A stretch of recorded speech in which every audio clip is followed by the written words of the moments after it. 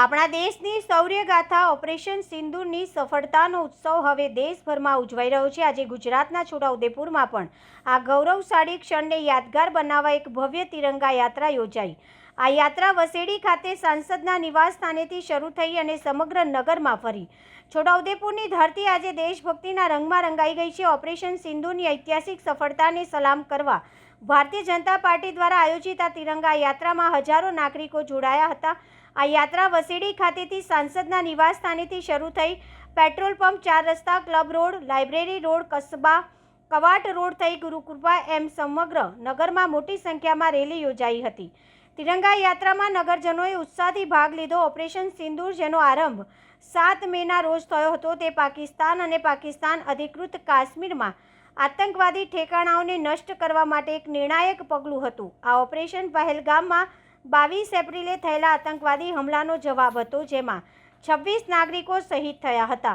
દેશની સેનાએ ઓપરેશન સિંદૂર દ્વારા દુશ્મનોને કારમો જવાબ આપ્યો। તિરંગા યાત્રા એ દેશની એકતા અને દેશના જવાનોના બલિદાનને સલામ કરવાનો એક પ્રયાસ છે। છોટાઉદેપુરના નાગરિકોએ આજે એક સાથે આવીને દેશભક્તિનું ઉદાહરણ પૂરું પાડ્યું છે। આ તિરંગા યાત્રામાં ધારાસભ્ય રાજેન્દ્રસિંહ રાઠવા, જિલ્લા પંચાયત પ્રમુખ મલકાબેન પટેલ, પૂર્વ રાજ્યસભાના સાંસદ નારાયણભાઈ રાઠવા, નગરપાલિકા પ્રમુખ મંજુલાબેન કોળી, છોટાઉદેપુર એપીએમસી ચેરમેન મુકેશભાઈ પટેલ, કારોબારી અધ્યક્ષ સહિત હજારોની સંખ્યામાં નગરજનો જોડાયા હતા।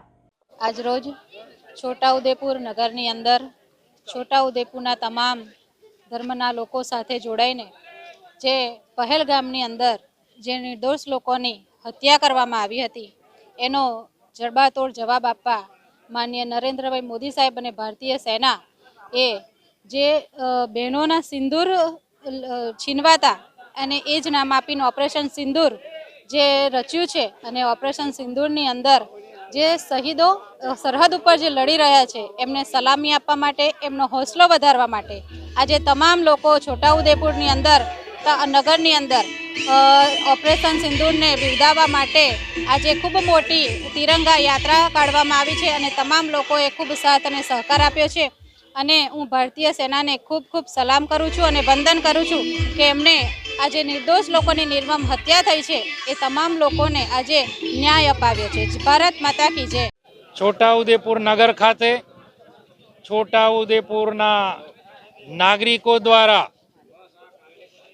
ભારતીય સેનાને સલામી આપવા, બિરદાવવા અને દેશનો જોશ અને જુવાળ બની રહે ભારતીય સેનાને સેલ્યુટ કરવા માટે આજે તિરંગા યાત્રા જે આ નગરજનોમાં ફરી સંપૂર્ણ નગરની પરિક્રમા કરી અને આજે આ ગ્રાઉન્ડમાં જ્યારે આપણે સૌ ઉપસ્થિત છે ત્યારે જે આતંકવાદી ઘટના પહેલગામની ધરતી ઉપર થઈ અને 27 જેટલા ભાઈ બહેનોએ ને ત્યાં શહીદ થયા એના કારણે દેશભરની અંદર ખૂબ આક્રોશ હતો અને એ આક્રોશનો જવાબ આપવા માટે ભારતીય સેનાઓ ઉપર અને ભારતની સરકાર, ખાસ કરીને આદરણીય નરેન્દ્રભાઈ મોદી સાહેબ પર ખૂબ પ્રેશર હતું કે આ પાકિસ્તાન દ્વારા ફેલાવેલા આતંકવાદની લીધે વારે ઘડીએ આતંકવાદી ઘટના બની અને નિર્દોષ નાગરિકોના જાન ગુમાવવા પડે છે। ત્યારે ભારતીય સેનાઓએ એર સ્ટ્રાઇક કરીને પાકિસ્તાનના જ્યાં આતંકી અડ્ડાઓ જ્યાં ધમધમે છે, જ્યાં ટ્રેનિંગ અપાય છે એવા આતંકી અડ્ડાઓનો એર સ્ટ્રાઇકના માધ્યમથી જે નાશ કર્યો છે અને એનો વળતો જવાબ પાકિસ્તાને આપવાનો પ્રયત્ન કર્યો ડ્રોનના માધ્યમથી, LOC પર છમકલા કરીને, પરંતુ ભારતની ત્રણેય પ્રકારની જે સેના છે એ સેનાએ એનો જડબાતોડ જવાબ આપી પાકિસ્તાનને માત્ર 2 દિવસની અંદર યુદ્ધ વિરામ કરવા પર મજબૂર કર્યું છે। એ ભારતીય સેનાઓની તાકાત બતાવે છે અને એવી સેનાઓને અને ભારતની સેનાઓને આજે અમે છોટાઉદેપુરની ધરતી પર ખૂબ ખૂબ અભિનંદન કરીએ છીએ અને એમને સલામ કરીએ છીએ। એ જ સાથે ભારત માતા કી જય, વંદે માતરમ અને ભારતીય સેનાને સેલ્યુટ, સલામ।